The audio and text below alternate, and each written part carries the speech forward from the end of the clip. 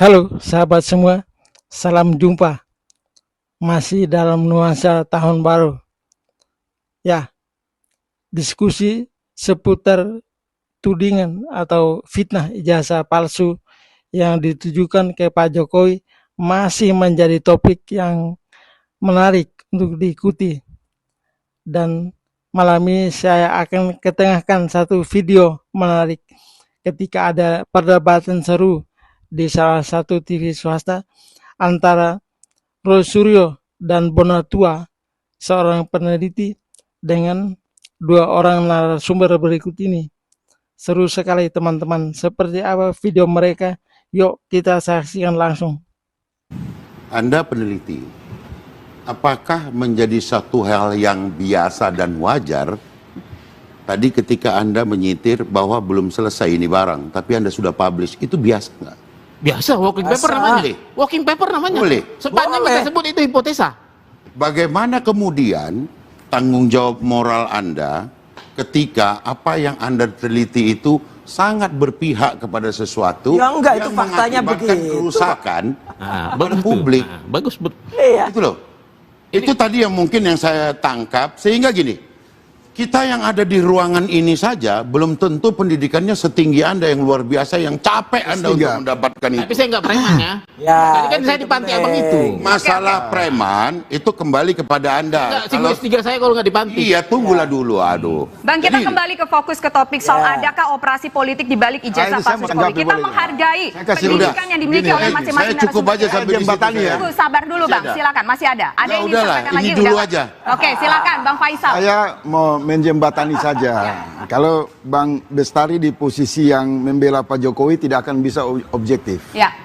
Kemudian kalau Bang Surya juga di posisi yang memang pernah disakiti oleh sebuah rangkaian. Enggak ada. Kita gantian Bang, gantian. Dengerin dulu. Enggak ada. Nanti Ada apa dikasih enggak? hak jawabnya Nggak ada. Bang.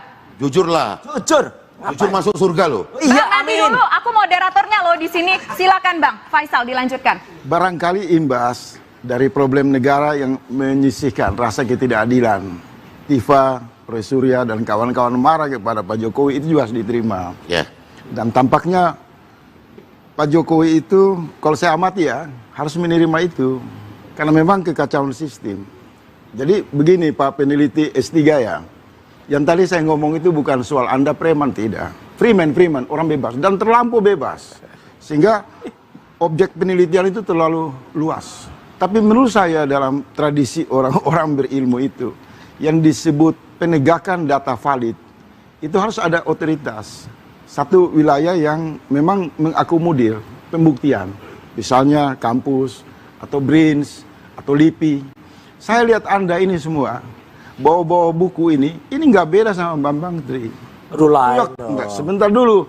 Mas Bambang Tri begitu juga. Wah ini karya ilmiah, ini Jokowi undercover, ini 17 halaman. Menurut saya, ini nggak penting. Ini satu halaman saja. Pemiliknya Jokowi, penggunanya PDIP. Anda ketuk pintu Ibu Megawati, tolong bantu anak bangsa, buka arsip. Lalu sinkronkan. Tapi kalau semua ini kan, baik kubu Jokowi maupun kubu Anda, ini berantem soal fotokopi yang sudah beredar luas di publik. Tapi kalau menurut Bang Faisal gini deh, ini kan kita bertanya-tanya, sebenarnya mungkin ada yang berpikir. Saya mau masuk ke poin. Oke, Ya. silakan. Kenapa tidak masuk ke jalur itu untuk meminta partai yang mengusung Pak Jokowi Tadi bertanggung udah jawab? via email. Karena isu ini memang mau digoreng. Dan sudah dinyatakan, diprediksi, kalau pengadilan ini digelar, itu bahkan bisa sampai 2030. Kalau menurut Abang, Bambang Tri aja dengar, Bambang Tri pengadilan itu 2 tahun. Kalau ini 700 halaman, setiap halaman itu data ini, itu bisa 4 tahun. Gorengan ini mengantarkan tafsir politik di ruang publik untuk perjalanan elektoral. Maka judul ini judul yang paling objektif, ada operasi politik. Pembiaran oleh partai politik yang berkewajiban ikut serta menertibkan kehidupan bernegara. Bang, tapi Bang Faisal, pertanyaannya. pernah nggak jujur aja? Pernah nggak baca buku Jokowi White Paper secara lengkap? Saya nggak mau. Lah ya itu nggak mau baca buku mau bisa jangan itu. Konyol Jangan. deh. Ya, itu perspektif. Anda jangan punya cara bicara begitu. Jangan, kalau Dengar nggak dulu. baca bukunya. Anda tanya saya kan? Lah iya makanya. Anda tanya, Anda mau dapat jawaban nggak? Masa peneliti begini, Cak? Anda tanya saya. Ya makanya Kenapa saya tidak baca? Sederhana aja, pernah nggak baca? Kenapa saya tidak Nggak baca? dijawab, nggak Iya. pernah. Kenapa saya tidak baca? Lah ya itu Pertama, marah bro. karena Anda sudah banyak menjelaskan buku itu ke ruang publik. Lain, Saya- detail banget. Jangan ngeles begini. Ini bukan ciri peneliti. Kalau Anda bawa ijazah kayak begini propagandanya, menurut saya yang ikut Anda saja, saya ragu. Aduh. Saya orang bukunya. yang memfasilitasi kalian, mencoba membuat kajian, saya kebingungan. Apa ini yang mau diperjuangkan? Hanya modal fotokopi lewat media Cukup sosial. jawabannya bahwa belum baca. Jadi di tempat ini saya mau menyatakan kepada seluruh pendukung saya, pendukung Bang Roy, kejadian di sini dengan Bang Refli saya minta maaf. Sebenarnya dari 4 bulan lalu saya sudah mengatakan pendekatan ini sama dengan Mas Bambang Tri. Kenapa? Daging 1 kilo, bumbunya 1 ton. Oke. 1 lembar kertas, tapi Baca deh, Bu. terlalu banyak propaganda politiknya. Ya, jadi teman-teman bisa saksikan sendiri. Roy Suryo dan Bonatua dibikin tidak berkutik. Bahkan kepakaran mereka sebagai peneliti dipertanyakan. Peneliti kok baru hipotesa sudah dipublikasikan. Ini luar biasa, peneliti abal-abal.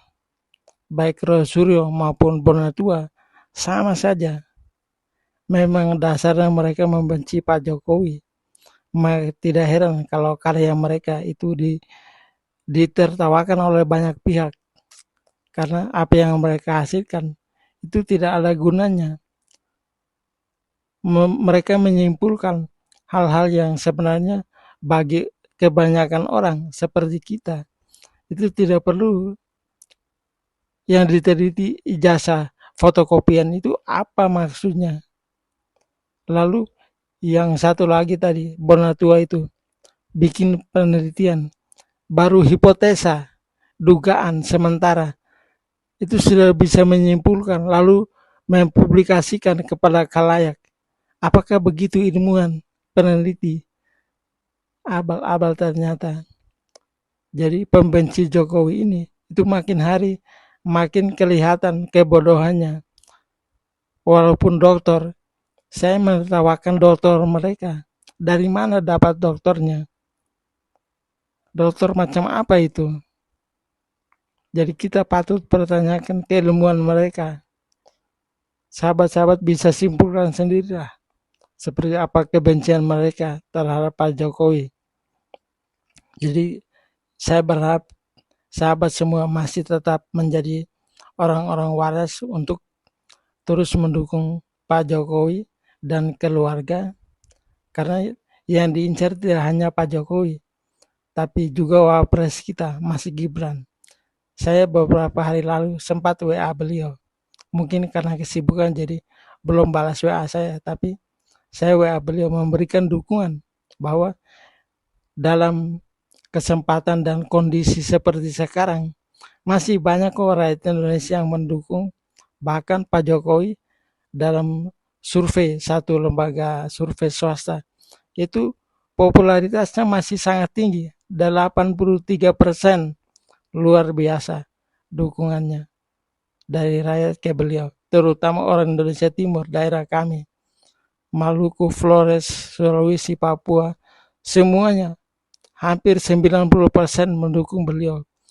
Karena daerah kami baru merasakan kemerdekaan waktu beliau memimpin. Daerah kami bisa dibangun, Indonesia Timur. Jadi saya pikir tidak ada alasan untuk tidak mendukung Pak Jokowi. Dan kita juga berharap kiranya Gibran di periode kedua masih menduduki jabatan sebagai wapres. Dan setelah itu kita berharap bisa menduduki jabatan sebagai presiden. Amin. Kita doakan teman-teman.